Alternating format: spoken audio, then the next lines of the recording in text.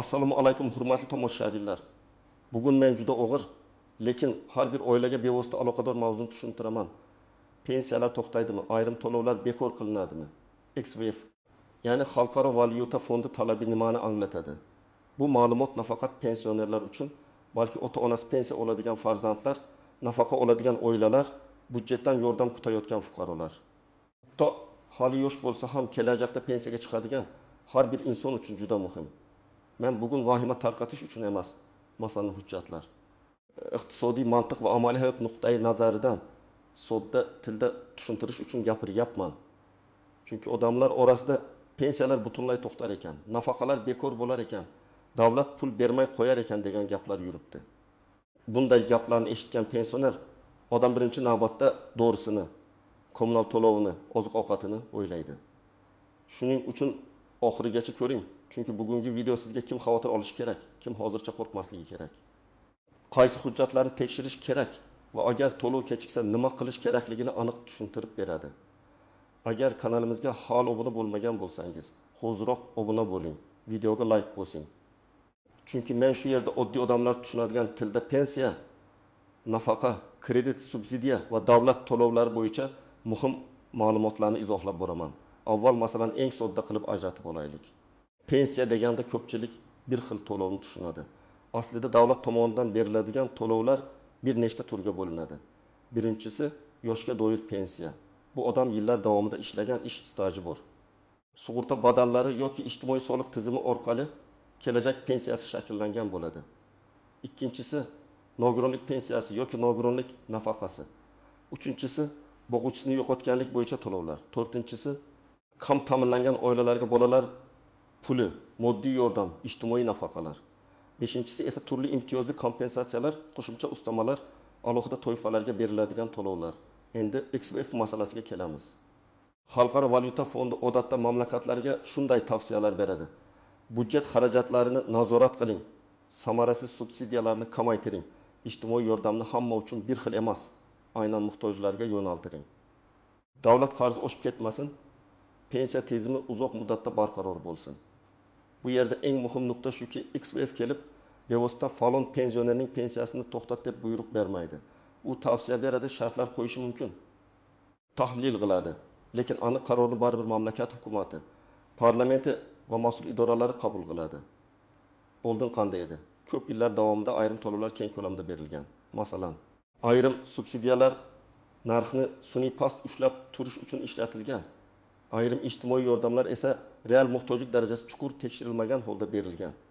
Bu tizimda bir tarafdan odamlar yordam olgan, ikkinchi tarafdan budjetga yuk oshgan. Agar davlat daromadi yetarli bo'lsa, muammo sezilmasligi mumkin. Lekin xarajatlar ko'payib, aholi qarib, pensiya oluvchilar soni oshib, ishlayotganlar soniga nisbatan pensionerlar ulushi ko'payganda, davlat bu tizimni qanday barqaror saqlaymiz degan savolga duch keladi. Hozir nima o'zgaryapti? Asosiy o'zgarish shundan iboratki, ko'plab davlatlarda, jumladan bizning mintaqamizda ham ijtimoiy to'lovlarni aniqroq manzilli qilish tendensiyasi kuchaymoqda.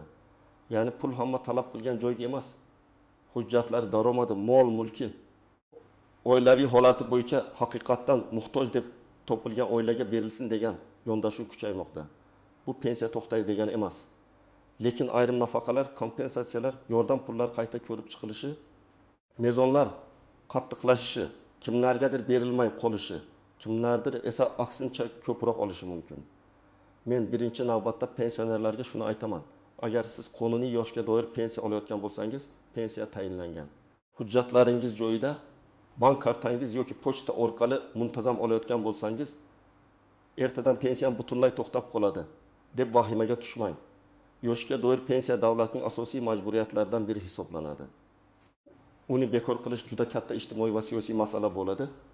Bunday qarorlar yashirincha yoki bir kunda qilinmaydi. Lekin xavotir olish kerak bo'lgan toifalar bor. Birinchi toifa, pensiya yoki nafaqa hujjatlarida nomuvofiqlik bor odamlar. Masalan, ish staji noto'g'ri kiritilgan, familiya pasportda boshqacha, mehnat daftarchasida boshqacha, tug'ilgan sana bir hujjatda bir xil, boshqasida boshqa xil.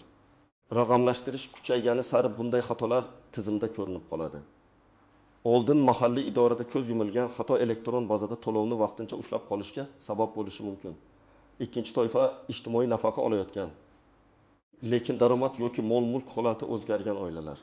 Masalan, oila avval kam ta'minlangan deb bolalar puli olgan. Keyin oila a'zolaridan biri rasmiy ishga kirdi. Oyligi 3 million so'm bo'ldi. Yana biri avtomobil oldi yoki nomida qo'shimcha uy-joy paydo bo'ldi. Tizim buni aniqlasa, nafaqa qayta ko'rib chiqilishi mumkin. Bu hammani jazolash emas, balki yordamni ehtiyojmandlikka qarab berish tamoyili. Uchinchi toifa chet elda uzoq muddat yashayotgan, lekin yashash holati, bank hisoblari, ishonchnoma hujjatlari tartibga solinmagan pensionerlar. Ba'zi hollarda pensiya oluvchi shaxsning tirikligi, yashash joyi, shaxsni tasdiqlash talab qilinadi. Agar kishi xorijda bo'lib, kerakli tasdiqlarni o'z vaqtida bermasa, to'lov vaqtincha to'xtatilishi yoki tekshiruvga tushishi mumkin. Bu ayniqsa farzandlari chet elda olib ketgan keksa ota-onalar uchun muhim. 4-toifa. Nogironlik bo'yicha to'lov oladiganlar. Nogironlik muddatsiz bo'lsa bir holat, muddatli belgilangan bo'lsa qayta tibbiy ko'rikdan o'tish kerak bo'ladi. Agar ko'rik muddati o'tib ketgan bo'lsa, to'lovda uzilish bo'lishi mumkin. Odamlar ko'pincha meni avval nogiron deb tan olishgan, nega yana hujjat so'rashadi deydi. Chunki ayrim nogironlik darajalari qayta baholanadi, davolanishdan keyingi holat tekshiriladi, tibbiy komissiya xulosasi yangilanadi. Endi aniq misollar bilan tushuntiraman. Birinchi misol, 67 yoshli otaxon 2 million 100 ming so'm pensiya oladi. Uning 35 yillik ish staji bor, pensiya tayinlangan, har oy bank kartasiga tushadi. XVF tavsiyalari yoki ijtimoiy xarajatlarni optimallashtirish haqida gaplar chiqdi deb. Bu otaxonning asosiy pensiyasi avtomatik bekor bo'lib qolmaydi. Lekin agar uning bank kartasi muddati tugagan bo'lsa, pasporti ID kartaga almashtirilgan bo'lib, ma'lumot yangilanmagan bo'lsa, pul tushish kechikishi mumkin. Bu pensiya bekor bo'ldi degani emas, texnik va hujjat masalasi. Ikkinchi misol, 4 farzandli oila bolalar puli sifatida, deylik. Oyga 800 ming so'm olgan. Ota vaqtincha ishsiz bo'lgan, ona uyda bolalarga qaragan. Keyin ota rasmiy ishga kirib 4 million so'm maosh ola boshladi. Shu bilan birga oilaning nomida yengil avtomobil borligi bazada chiqdi. Keyingi tekshiruvda bu oilaga nafaqa to'xtatilishi mumkin. Oila davlat pulini bekor qildi deb o'ylaydi. Aslida esa ularning ehtiyojmandlik mezoni o'zgargan bo'ladi. Uchinchi misol. Yigit yerda 8 yoshli ayol boquvchisini yo'qotganlik bo'yicha to'lov olayotgan bo'lishi mumkin, voyaga yetmagan farzandi bor. Farzand 18 yoshga to'ldi yoki o'qishni davom ettirmasa, bu to'lov qayta ko'rib chiqiladi. Agar farzand kunduzgi ta'limda o'qiyotgan bo'lsa, o'qishdan ma'lumotnoma kerak bo'lishi mumkin. Ma'lumotnoma topshirilmasa, tizim to'lovni to'xtatishi ehtimoli bor. Bu ham XVF kelib to'xtatdi degani emas, qonundagi shart bajarilmagan bo'ladi. 4-misol. Yetim 2 yoshli onaxon pensiyasini pochta orqali oladi. Mahallada pochta jadvali o'zgardi, naqd pul yetkazish kuni kechikdi yoki bank tizimida texnik uzilish bo'ldi. Onaxon pensiyalar to'xtabdi deb qo'rqadi. Aslida 1-2 kunlik kechikish bo'lishi mumkin. Bunday holatda darhol xulosa chiqarmasdan pensiya jamg'armasi bo'limi mahalla mas'uli yoki bank bilan bog'lanish kerak. Endi eng muhim nozik masalalarga o'tamiz. Birinchisi, to'lovlarni bekor qilish degan ibora har doim ham pensiyani bekor qilishni anglatmaydi. Davlat xarajatlari ichida pensiya bor, ijtimoiy nafaqalar bor, subsidiya bor, imtiyoz bor, kompensatsiya bor. Masalan, elektr, gaz, issiqlik, transport, kredit foizi, uy-joy uchun subsidiya kabi yo'nalishlarda budjetdan pul ajratilishi mumkin. XVF ko'pincha aynan keng va samarasiz subsidiyalarni qisqartirishni tavsiya qiladi. Chunki arzon energiyadan boy ham kambag'al ham bir xil foyda ko'rsa, budjet yuki katta bo'ladi. Shu sababli hamma uchun arzon narx o'rniga muhtoj oilaga aniq pul yordami modeli taklif qilinadi. Bu nimaga olib keladi? Masalan, gaz yoki elektr narxi bosqich bozor narxiga yaqinlashsa, xarajatlar oshadi. Pensioner oyga 2 million so'm olsa, qishda kommunal to'lovlar 300 mingdan 600 ming so'mga chiqsa, bu uning hayotiga katta ta'sir qiladi. Shuning uchun davlat bunday islohot qilsa, odatda himoya mexanizmi ham kerak bo'ladi. Kam ta'minlanganlarga kompensatsiya, ijtimoiy norma, maqsadli yordam, ayrim toifalar uchun chegirma. Muhim savol shuki, bu himoya hammaga yetib boradimi? Ro'yxatlar adolatli tuziladimi? Odamlar hujjat topshirishni biladimi? Pensiya tizimining barqarorligi, aholi qarishi degan jarayon bor. Ya'ni tug'ilish umr davomiyligi, mehnat bozori, migratsiya, rasmiy bandlik darajasi pensiya tizimiga bevosita ta'sir qiladi. Agar ishlayotgan va soliq to'layotganlar soni kamaysa, pensiya oluvchilar soni ko'paysa, jamg'armaga bosim oshadi. Bunday paytda davlat bir necha yo'lni ko'radi. Rasmiy bandlikni ko'paytirish, yashirin iqtisodiyotni qisqartirish, pensiya yoshini qayta ko'rib chiqish, imtiyozli pensiya shartlarini toraytirish, badallar bazasini kengaytirish, budjetdan qo'shimcha mablag' ajratish. Bu choralar ichida eng sezgir mavzu pensiya yoshi va imtiyozlardir. Lekin yana ta'kidlayman, bular bo'yicha har qanday jiddiy o'zgarish ochiq qonunchilik jarayoni orqali bo'lishi kerak. Uchinchi nozik jihat, ayrim odamlar qonuniy to'lov bilan noqonuniy yoki ortiqcha to'lovni aralashtirib yuboradi. Masalan, bir kishi noto'g'ri hujjat asosida ko'proq pensiya olib kelgan bo'lsa, keyin tekshiruvda ortiqcha to'lov aniqlansa, davlat uni qaytarishni talab qilishi mumkin. Bu juda o'g'rilik holat. Odam men aybdor emasman, idora hisoblagan deydi. Ammo hujjatlarda yolg'on ma'lumot bo'lsa yoki xatolik orqali ortiqcha pul to'langan bo'lsa, masala sudgacha borishi mumkin. Shuning uchun pensiya miqdori keskin oshgan yoki tushunarsiz qo'shimcha pul kelgan bo'lsa, tekin pul ekan deb ishlatib yubormasdan sababini aniqlash kerak. 4-nozik jihat, bank kartasi va ishonchnoma masalasi. Ko'p pensionerlar pensiyasini farzandining kartasiga tushirishni xohlaydi yoki farzandi olib beradi. Bu yerda ehtiyot bo'lish kerak. Pensiya oluvchi shaxsning o'zi uning shaxsini tasdiqlovchi hujjati, bank hisob raqami, ishonchnoma muddati hammasi tartibda bo'lishi kerak. Ishonchnoma muddati tugasa, pulni olishda muammo chiqadi. Ayrim oilalarda esa afsuski, farzand yoki qarindosh pensioner pulini o'zi ishlatib yuboradi. Men bunday holatlarni ham ko'p ko'rganman. Keksa ona pensiya oladi, lekin karta kelin yoki o'g'ilda onaning o'zi dori olishga pul so'rab yuradi. Agar siz pensioner bo'lsangiz, kartangizni, PIN kodingizni va pulingizni nazorat qiling. 5-nozik jihat, rasmiy daromadni yashirish. Ba'zi oilalar nafaqa chiqsin deb daromadni yashiradi. Rasmiy ishga kirmaydi, mol-mulkni boshqa nomga o'tkazadi. Avval bu ishlashi mumkin edi. Lekin bazalar integratsiya bo'layotgani sari bunday holatlar aniqlanishi osonlashadi. Soliq bazasi, kadastr, bank, avtomobil ro'yxati, FDYYO, bandlik ma'lumotlari bir-biriga ulanadi. Natijada noto'g'ri ma'lumot bergan oilaga nafaqa rad etilishi, hatto ortiqcha olingan pulni qaytarish talabi qo'yilishi mumkin. Men tavsiya qilaman. Hujjat topshirganda bor holatni ko'rsating, yolg'on ma'lumot keyin qimmatga tushadi. 6-nozik jihat, hamma to'lovlar bekor bo'ladi degan vahimali sarlavhalarga ishonmaslik.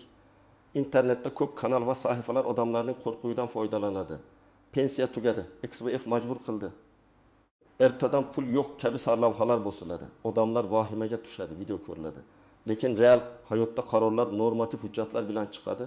Prezident farmoni, hukumat qarori, vazirlik nizomi, qonun o'zgarishi. Shuning uchun men doim aytaman. Sarlavhani emas, rasmiy manbani ko'ring. Endi eng kerakli qismga o'tamiz. Siz bugun hozir nima qilishingiz kerak? Men buni bosqichma-bosqich aytaman. Birinchi qadam, pensiya yoki nafaqa turini aniqlang. Siz yoshga doir pensiya olasizmi? Nogironlik bo'yicha to'lovmi? Boquvchisini yo'qotganlikmi? Bolalar pulimi? Moddiy yordammi yoki subsidiya? Chunki har birining qoidasi boshqa. Ko'pchilik mendan davlatdan pul olaman deb umumiy aytadi. Keyin qaysi qoida unga tegishli ekanini bilmaydi. To'lov turini bilsangiz, xavf va talablarni to'g'ri tushunasiz. Ikkinchi qadam, hujjatlaringizni tekshiring. Pasport yoki ID karta, JSHIR, pensiya guvohnomasi, mehnat daftarchasi, ish staji haqidagi ma'lumotlar, bank karta ma'lumotlari, yashash manzili, telefon raqami yangilangan bo'lishi kerak. Agar familiyangiz nikohdan keyin o'zgargan bo'lsa, eski hujjatlarda boshqacha yozilgan bo'lsa, buni oldindan tartibga keltiring. Bir harf farqi ham ayrim elektron tizimlarda muammo keltirishi mumkin. 3-qadam, pensiya jamg'armasi bo'limiga yoki tegishli ijtimoiy himoya organiga murojaat qilib, shaxsiy ma'lumotlaringiz to'g'ri kiritilganini tekshirtiring. Men tavsiya qilaman. Mening pensiyam bo'yicha ish stajim, hisoblangan miqdorim, bank rekvizitim va aloqa raqamim to'g'ri kiritilganmi? Iltimos tekshirib bering deb aniq so'rang. Og'zaki gap bilan cheklanmay, imkon bo'lsa yozma ariza yoki elektron murojaat qoldiring. 4-qadam, agar to'lov kechiksa, darhol vahima qilmang, lekin befarq ham bo'lmang. Avval bank ilovasini tekshiring. Karta muddati tugamaganmi, hisob bloklanmaganmi? Keyin bankka qo'ng'iroq qiling. Agar bankda muammo bo'lmasa, pensiya jamg'armasi yoki ijtimoiy himoya bo'limiga murojaat qiling. Murojaatda quyidagilarni yozing. Ism, familiyangiz, JSHIR, yashash manzilingiz, qaysi to'lovni olishingiz, oxirgi marta qachon tushgani, qaysi oy uchun pul kelmagan aloqa raqamingiz. Shunda mas'ul xodim masalani tezroq topadi. 5-qadam. Nogironlik yoki boquvchisini yo'qotganlik to'lovida muddatlarini kuzating. Tibbiy ko'rik muddati qachon tugaydi? O'qish ma'lumotnomasi qachon yangilanadi? Farzandning yoshi qaysi sanada to'ladi? Bularni telefon kalendariga yozib qo'ying. Ko'p pul muammolari odamning kambag'alligi sabab emas, oddiy muddatni o'tkazib yuborgani sabab paydo bo'ladi. 6-qadam. Ijtimoiy nafaqa oladigan oilalar daromad va mol-mulk holatini to'g'ri ko'rsatsin. Agar sizning daromadingiz kam bo'lsa, buni tasdiqlovchi hujjatlarni tayyorlang. Ish haqi ma'lumotnomasi, ishsizlik ro'yxati, aliment bo'yicha hujjatlar. Tibbiy xarajatlar, nogironlik xulosasi, ijara shartnomasi, oila tarkibi haqida ma'lumot. Agar oilada kasal bola, nogiron a'zo, yolg'iz ona, boquvchisiz qolgan shaxs bo'lsa, bularni albatta hujjat bilan ko'rsating. Og'zaki biz qiynalyapmiz degan gapdan ko'ra hujjat kuchliroq. 7-qadam. Rasmiy manbalarni kuzating. Mahalla yoki qo'shni aytgan gapni darrov haqiqat deb qabul qilmang. Pensiya va nafaqa bo'yicha o'zgarishlar rasmiy idoralar. Qonunchilik bazasi hukumat qarorlari orqali e'lon qilinadi. Agar biror video yoki postda to'lovlar bekor qilindi, deyilsa qaysi qaror, qaysi sana, qaysi modda deb so'rang. Agar hujjat ko'rsatilmasa, ehtiyot bo'ling. 8-qadam. Agar sizning to'lovingiz asossiz to'xtatilgan deb o'ylasangiz, yozma shikoyat qiling. Avval tuman bo'limiga, keyin viloyat boshqarmasiga, zarur bo'lsa, yuqori idoraga yoki sudga murojaat qilish mumkin. Shikoyatda hissiyotdan ko'ra fakt bo'lsin. Falon sanadan beri to'lov tushmadi. Falon hujjatlarni topshirganman. Falon xodimga murojaat qilganman. Yozma javob berishingizni so'rayman. Yozma javob sizga keyingi bosqichda dalil bo'ladi. 9-qadam. Oilada pensioner bo'lsa, unga yordam bering. Ko'p keksa odamlar elektron tizim, bank ilovasi, ID karta, GSHIR, onlayn murojaat kabi narsalarni tushunmaydi. Farzandlar haftada bir marta ota-onasining kartasi ishlayaptimi? Pul tushdimi? Hujjat muddati tugamadimi? Dori-darmon xarajatlari yetyaptimi? Tekshirishi kerak. Bu faqat moliyaviy masala emas, bu insoniy mas'uliyat. 10-qadam. Kelajak pensiyangizni bugundan o'ylang. Agar siz hozir norasmiy ishlayotgan bo'lsangiz, pensiyaga hali bor deb beparvo bo'lmang. Rasmiy ish staji, rasmiy daromad, soliq va ijtimoiy to'lovlar kelajakdagi pensiyangizga ta'sir qiladi. Bugun konvertda maosh olish qulay ko'rinadi, lekin 20 yildan keyin pensiya hisoblanganda muammo bo'lishi mumkin. Shuning uchun mehnat shartnomasi, rasmiy ish, daromadning qonuniy ko'rinishi juda muhim. Demak, men bugun asosiy narsani aniq aytaman. Pensiyalar ertadan butunlay to'xtaydi degan gapga asosli dalilsiz ishonmang. XWeb tavsiyalari davlat xarajatlarini tartibga solish, samarasiz to'lovlarni qisqartirish, yordamni muhtojlarga yo'naltirish haqida bo'lishi mumkin. Bu jarayonda asosiy yoshga doir pensiya bilan turli ijtimoiy nafaqa, subsidiya va kompensatsiyalarni aralashtirmaslik kerak. Kim xotirjamroq bo'lishi mumkin? Hujjatlari joyida. Pensiyasi qonuniy tayinlangan, bank va shaxsiy ma'lumotlari to'g'ri bo'lgan pensionerlar. Kim ehtiyot bo'lishi kerak? Hujjatida xato borlar. Muddatli nogironlik yoki o'qish ma'lumotnomasiga bog'liq to'lov oladiganlar. Daromadi o'zgargan ijtimoiy nafaqa oluvchilar, chet elda yashab hujjatlarini yangilamaganlar, ishonchnoma va bank kartasi masalasini tartibga keltirmaganlar. Mening sizga eng muhim maslahatim, vahimaga berilmang, lekin hujjatlaringizni bugunoq tekshiring. Pensiya va nafaqa masalasida bir kunlik beparvolik ba'zan bir oylik kechikishga olib keladi. Har bir to'lovning shartini biling. Rasmiy manbalarni kuzating, muammo bo'lsa yozma murojaat qiling. Sizningcha ijtimoiy to'lovlar qanday bo'lishi kerak?